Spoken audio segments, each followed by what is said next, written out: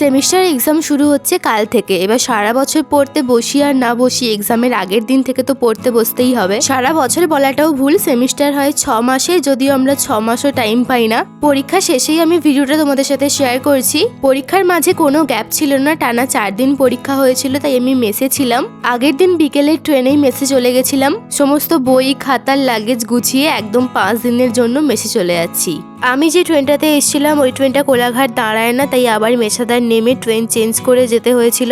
কোলাঘাট নেমে কালকে এক্সামের জন্য অ্যাডমিট কার্ডটাও প্রিন্ট আউট করে নিলাম। মেসে এসে সবাই মিলে একটুখানি গল্প করার পর আবার সবাই পড়তে বসে গেছি। আসার সময় একটা ফ্রেন্ড পিঠে এনেছিল, 7টা 8টার দিক করে পিঠে খেলাম। আজকে একটু দেরি করেই মেসে রান্না বসিয়েছিলাম। সিম্পল ডিমের ঝোল রান্না করেছিলাম, তার সাথে গরম গরম পকোড়া ভেজেছিলাম ভাতের সাথে খাওয়ার জন্য।